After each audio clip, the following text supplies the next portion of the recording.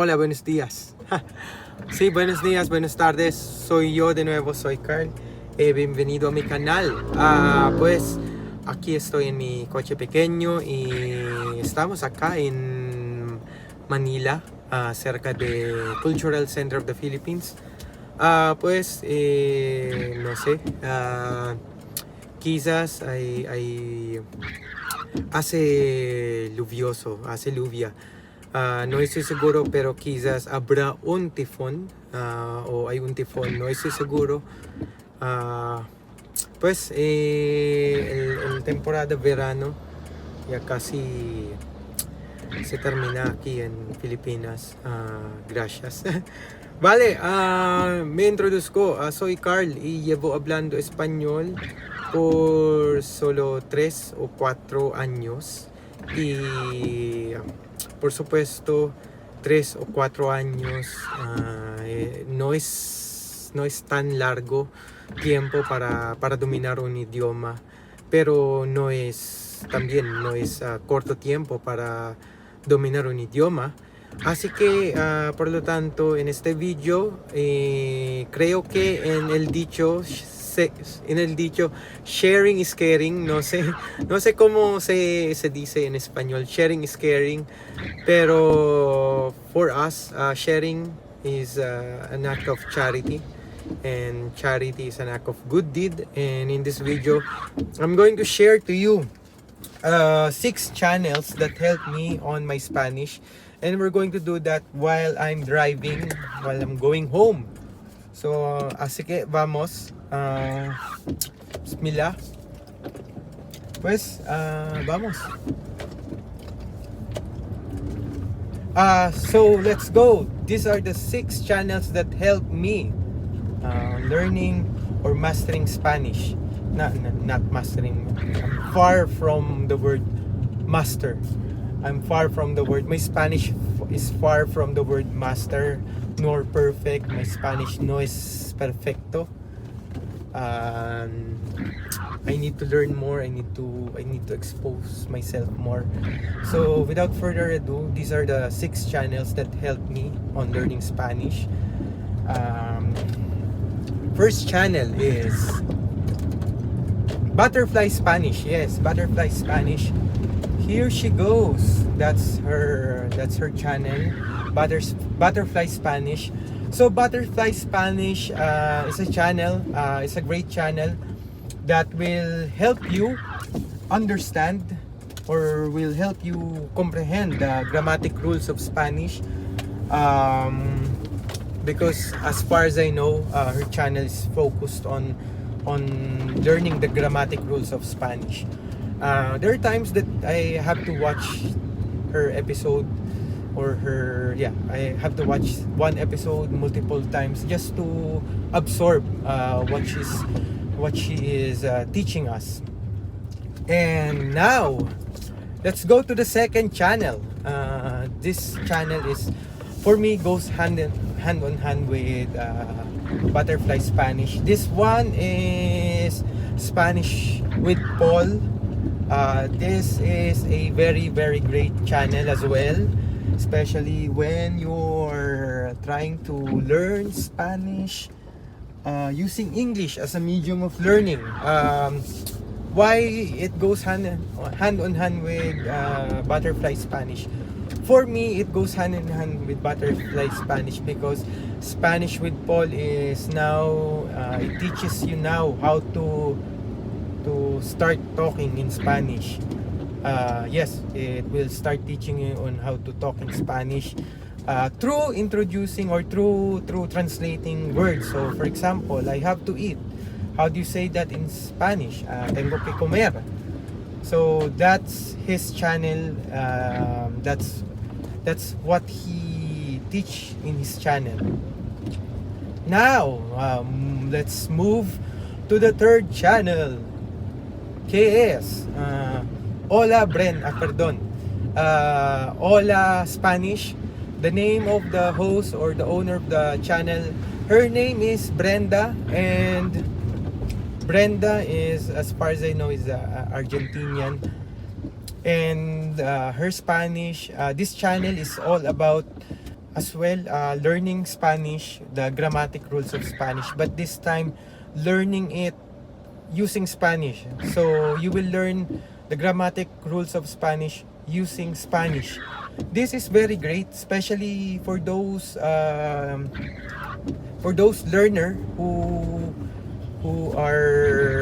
wants to get exposed themselves on the native speakers, but it doesn't have that but doesn't but how do you say this, I'm not sure if I'm saying this correctly, but doesn't have the capacity yet to completely understand a native speaker. But this channel will help you because she will teach you Spanish using Spanish. So you will get accustomed to pure Spanish. Yes, you will start to get accustomed to pure Spanish, without English, without any English on the video. You will get accustomed to it. Your ears, your hearing, your brain will start to get accustomed to pure Spanish for maybe 30 minutes, 15 minutes of pure Spanish, which is great, which is very very great. And let's move to the next channel. The fourth channel is Spanish Unleashed. Yes, the name of the host or the owner of this channel, his name is Saru, and as far as I know, he also exists in his channel, also exists in Spotify. The name of his channel in Spotify, as far as I know, is Ola Saru. Guys, I don't use Spotify, so forgive me. I don't use Spotify because simply I don't know how to use Spotify. Por eso, for that reason, I just recommend you YouTube channels or their name in YouTube. So, but as far as I know, most of this channel also exist in Spotify. So, Ola Saru or Spanish Unleashed. As far as I know, he is a Venezuelan and his accent is very, very, very clear. So, I'm not sure why his channel only has few subscriber in YouTube, but trust me guys, his channel is very great. His channel talks about different tema, different context under the sun. So it will now introduce you to channel will now introduce you or will help you climb the ladder of being a beginner to intermediate level of Spanish. Yes, and aside from that, his accent is very very great. Aside that his accent is very great, very clear, he's also a man. I'm not sure if I'm saying this correctly, but in Spanish, in learning a language, you sometimes have to get exposed to both accent, to male accent and to female accent. Sometimes you need to get exposed to those two accents. And I myself, I'll be honest, I need to expose myself to male accent of Spanish more. Un momento. Vale guys, and where are we? And the fifth channel is, un momento, voy a girar a la derecha, así que discúlpame. This one is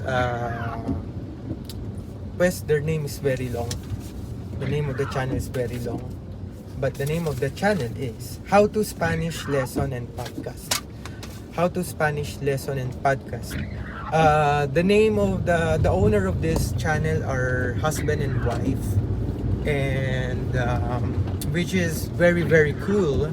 Why it's very cool? Because it's on the previous channel or a while ago, I'm just speaking on how that you need to expose yourself to both the male accent and the female accent. So since this one is a husband and wife, you'll get exposed to both accent at the same time, and their channel, they're Mexican, so if you're trying to master Spanish Mexican, their channel is very very great.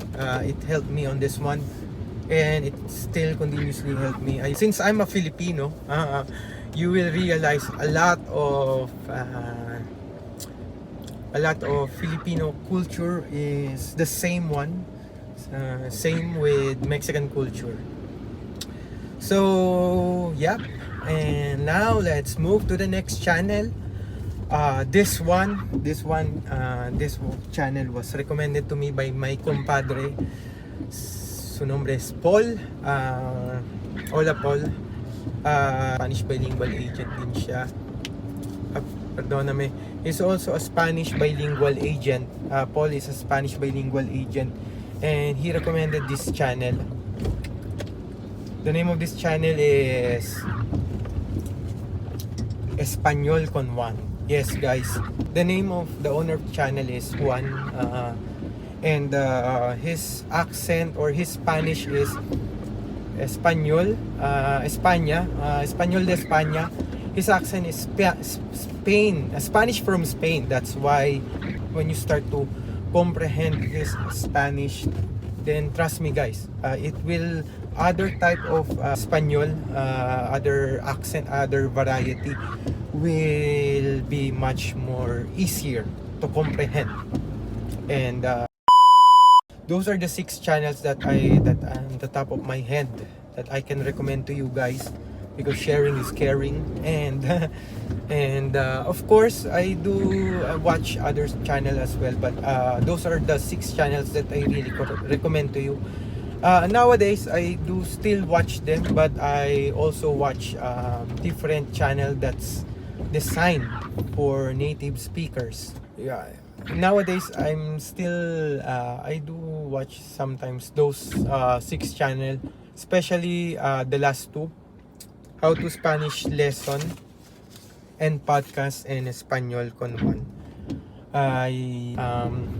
So así que muchísimas, so that's all for today guys. Muchísimas gracias por acompañarme. Sígame por favor. De nuevo, mi nombre es Carl.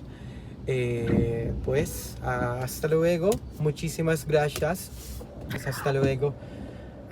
Sígame por favor. Hasta luego. Chao.